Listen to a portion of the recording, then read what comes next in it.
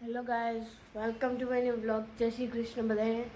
તો અત્યારનો નવો બ્લોગ આપણે શરૂ કરી દીધો છે. કાલનો બ્લોગ અપલોડ થયો હતો પણ એમાં થોડુંક એડિટિંગ થોડુંક આડું થઈ ગયું હતું એટલે ઊભું આવશે, તો એના માટે સોરી કહું છું. તો અને આજે તમને સવારમાં હનુમાન દાદાના ખોડિયારમાંના બધાના દર્શન કરાવું. તો હવે આપણે પહેલાં હનુમાન દાદાના દર્શન કરીએ. ત્યાં બધા હનુમાન દાદાના દર્શન કરી લો. કષ્ટભંજન દેવને દર્શન કરી લો. કિંગ ઓફ સાળંગપુર, બરાબર. અને હવે આપણા ખોડિયારમાંનું દર્શન કરી લો.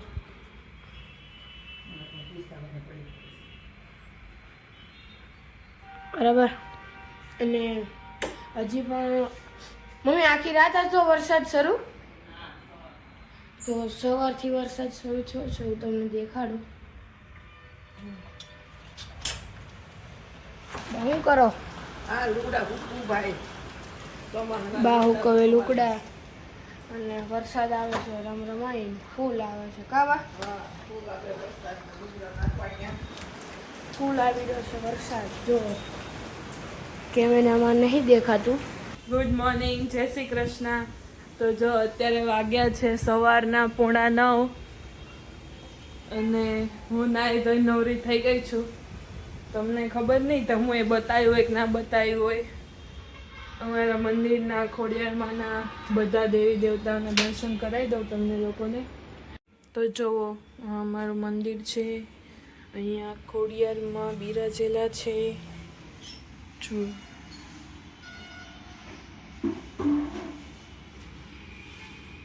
અને તમુ એમ કહેતો હતો કે આજે એને ટ્યુશનમાં જવાનું છે, પણ ટ્યુશનમાંથી એટલે એને એમ કીધું કે આજે રજા છે. એટલે આ જે રિંગ રોડના જે પાણી ભરાયેલા છે ને, આજે અમે ત્યાં જવાના છીએ. ત્યાં જઈને જ આજ તમને બતાવશું કેવું પાણી ક્યાં સુધી છે એમ.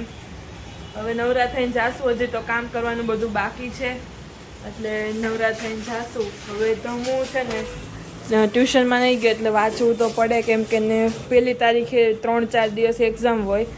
એટલે જો વાંચવા બેઠો છે. એસએસનું કહેતો તો વાંચવાનું છે, એ વાંચે છે. અને હજી આપણે બધા કામ બાકી છે, પોતું બધું બાકી છે, એટલે એ કરીને પછી તમને મળીએ. અથવા તો આપણે ઓલા પણ રિંગ રોડે પાણી જોવા જાશું તો ત્યારે મળે. તો જો અમે કહેતા હતા અમે જાશું જોવા પાણી. તો ધમું આમ નહીં, ધમું આમથી હાલ. તો જો અમે ત્યાં ઓલા પણ છે ને, હા આ ધમું 2 મિનિટ આમ આગળ જતો. જો આ છે ને, આ બસ ફસાઈ ગઈ હતી તો એ લેવા માટે આ જો આ ક્રેનને બોલાવી પડી. તો ક્રેન આવી છે. હાલો ત્યાં જઈને દેખાડીએ. કેવી મજા આવે છે જોવાની. આ બાજુ આવે, આ બાજુ નહીં મજા આવે. અમે બે આવતા રહ્યા છીએ. સામે છે ને આ મેરીગોલ્ડ હોટેલ છે, અહીંયા છે તમે આવ્યા જો. દેખાડો 2 મિનિટ. જો ઓલા ભાઈની ગાડી જો ડૂબી ગઈ, જો હાલતી નથી. આ બસ છે ને, આ બસ જ ફસાઈ ગઈ હતી, સવારની ફસાઈ ગઈ હતી. અને એ જે આ ખાડામાં છે, કિયાઈ વહી ગઈ છે ખાડામાં. ચા બેન ને એ બધા ફસાઈ ગયા છે. થઈ રહ્યા અત્યારે જરૂર ન હોય તો કે બહાર તો ન જ નીકળવું. ઘણા લોકોની ગાડી પણ ફસાઈ ગઈ છે. જો આ બસ આખી પાણીમાં ડૂબી ગઈ છે. અને આમાં ક્યાં ગટર ખુલી હોય ને એવી આપણને કંઈ ખબર ના પડે.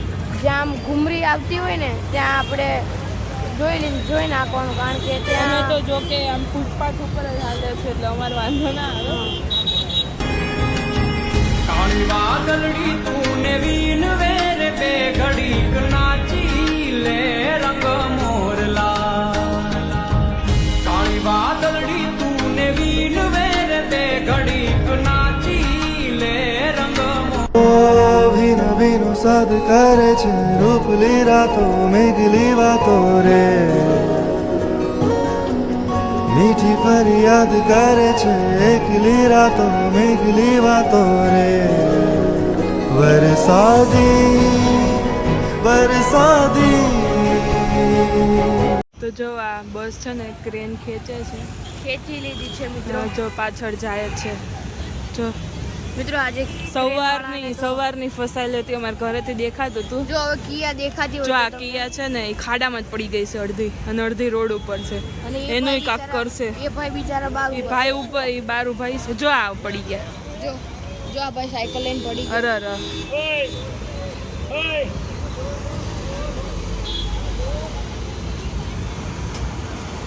ફાઇનલી બસ હવે નીકળી ગઈ છે. અને આ ઓલી કિયા છે ને તમને અમે પહેલાંય કીધું એ ડૂબી ગઈ છે. અડધી આમ ખાડામાં વહી ગઈ છે. નહીં એમ થાય આ જે છે ને આખો સર્વિસ રોડ છે ને ઓલો હાઈવે છે, એટલે એ બેમાં થોડોક જ ફરક છે. એટલે જો તો ગાઈસ અત્યારે ટ્રાફિક પણ છે. જો આ વિડીયો પણ ઉતારે છે, ટ્રાફિક પણ છે. જો ફૂલ ટ્રાફિક છે મિત્રો. અને આ એટલે હવે એ ગાડી નીકાળવા વાળી પણ મુશ્કેલ છે નીકાળવી. અને અત્યારે ફૂલ ટ્રાફિક છે. જે કોને ઓફિસમાં જવાનો છે તો કરે છે, હવે નીકળે તો ખરા. જો તમને દેખાડું, જો કોશિશ કરે છે જોબ ઉપર. અને એ ભાઈ જાય છે જોબ ઉપર, એટલે નીકળી જાય તો સારું છે. તો હવે નીકળી જાય પછી વિડીયો શરૂ કરીએ. તો અત્યારે એવું લાગે આપણે દરિયા કાંઠે ઊભા હોય અને છે ને એની વેવ આવતી હોય ને એવું લાગે. જો સારી એવી એક વેવ આવે ને તો તમને દેખાડીશ આગળની ક્લિપમાં, જોઈ લેજો. બહુ મસ્ત વેવ આવે અહીંયા સુધી. જો મિત્રો વેવ આવે છે. આપણે દરિયા કાંઠે ના ઊભા હોય એવું લાગે છે. જોઈ શકો છો આ ગાડી આખી ગાડીને ઊંચી કરી છે ક્રેનથી. અને હવે બધા લોકો જોવા પણ આવ્યા છે. જો બહુ ટ્રાફિક છે. ખમો જો સામે પણ એટલું ટ્રાફિક છે, એક બાજુ નહીં, બધી સામે પણ એટલું ટ્રાફિક છે, બધી બાજુ એટલું એક બાજુ નહીં, સામે પણ એટલું ટ્રાફિક છે. અને બધી પણ એટલા માણસો જ છે. તો હવે મળીએ તમને. તો રોટલી ને એવું બધું થઈ ગયું છે. અને જે અત્યારે રેગ્યુલર કપડાં પહેર્યા હતા આપણે, જે આમ કમ્ફર્ટેબલ રહે એવા, અને અત્યારે હવે મેં કપડાં બદલી નાખ્યા છે. તો મારો ફાઇન તો કંઈ પૂછવાનું જ નહીં. વરસાદ તો આવતો જ રહી, ચોમાસું છે તો આવે જ નહીં. હું અહીંયા જમવા બેસી ગયો છે. તો આજે જમવામાં છે ચણાનું શાક, રોટલી, દાળ અને અહીંયા ભાત. અને અહીંયા જો ધમુ, મમ્મી, બા બધા જમવા બેસી ગયા છે. તો હવે આપણે પણ જમીન મળીએ તમને, ત્યાં સુધી જમી લઈએ. જેને જમવો હોય આવતા રહે. હા મમ્મી કહે છે આવતા રહેજો. તો રોંઢાના 5 વાગી ગયા છે. અને મમ્મીએ આજે છે ને દાળવડા, પકોડા અથવા તો દાળવડા બેમાંથી એક કહેતા હતા. તો મેં પકોડાની તો ના પાડી, કેમ કે કાલ 11 છે, કાલ બટેકાવાળું જ ખાવાનું થશે. એટલે મમ્મીએ અહીંયા જો દાળ પલાળી દીધી છે, દાળવડા કરવાના છે. તો દાળવડા કરવાના છે. મમ્મી, બા અને ધમુની બધા બહાર બેઠા છે. તમે દેખાડું જો ધમુ ને મમ્મી, બા. મમ્મી છે ને માસી યાર વાત કરે છે. ત્યાં ખોટું ડિસ્ટર્બ કરવું એને કરતાં આપણે આપણી જગ્યાએ ભલા. વરસાદ અત્યારે રહી ગયો છે, તમને દેખાડું. લીમડો છે ને મસ્ત લીલોછમ થઈ ગયો છે. તો ગાઈસ દાલ વડાનો આપણે પ્રોગ્રામ હતો, મેં કીધું તું. તો અત્યારે મારી માટે બટેકા પૂરી તળાઈ રહી છે ને મમ્મી? અને ભાવે છે તો એવો જો એટલી આમ દેખાય ને, એટલી બટેકા પૂરી થઈ ગઈ છે, એટલી બાકી છે ને આમાં જે ડોઈ છે એ અલગ. અને કાલે મારો વારો ચડી ગયો છે બટેકા પૂરી કરવાનો. અને કાલ માટે અહીંયા મસ્ત પાપડ પણ શેકા છે. શેક્યા ના કહેવાય, તળ્યા છે. હું ભૂલી જાઉં મિત્રો, આપણને તે ખબર ન પડે. મમ્મી ગોટા ક્યારે, દાલ વડા ક્યારે બનાવશે? તો દાલ વડા 7:30 પછી બનાવવાના છે. તો બન્યા રહેજો બ્લોગમાં, અને ત્યારે પણ તમને બતાવીશ. અને ઓલા વિડીયોનો જવાબ પણ આગલી ક્લિપમાં આપી દીધો છે. આ છે ઈના મીના ડીકા. આને શું કહેવાય? હલો પંકજ આળસ ખાઈ ગયો, એને જવાબ છે. બા શું કરો? બેઠી સૌ બા બેઠા છે. અને અત્યારે મંદિરની આરતી થઈ ગઈ છે, તો તમને મંદિર દેખાડું. જો આખું મંદિર છે, જોઈ લો.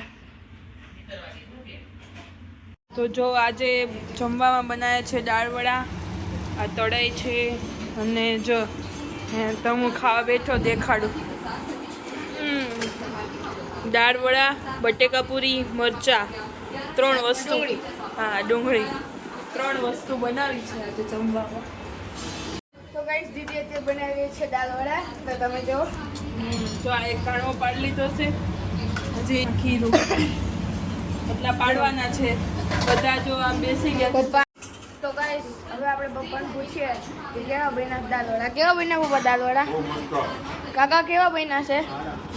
બાકી તમે જમીન તૈયાર થઈ ગયા તો કેવા બન્યા હતા? કોણે બનાવ્યા હતા? તો દીદીએ ગોટા અને દાળ વડા બનાવ્યા હતા, એના વખાણ થાય છે. દીદી તારા દાળ વડા તું ખાશો? મારે દાળ ભાત ખાવા. ગાઈસ જેને દાળ વડા નહીં ભાવતા એટલે દાળ ભાત ખાય છે. હવે તમને અમારી વિડીયો ગમે હોય તો લાઈક કરજો, શેર કરજો અને સબસ્ક્રાઇબ કરજો. અને કમેન્ટમાં જરૂર જણાવજો કે અમારો વિડીયો તમને કેવો લાગ્યો. ત્યાં સુધી ખુશ રહેજો, અમારી ચેનલને ભૂલી ના જતા. જય શ્રી કૃષ્ણ અને જય ખોડિયારમાં. તો સવારના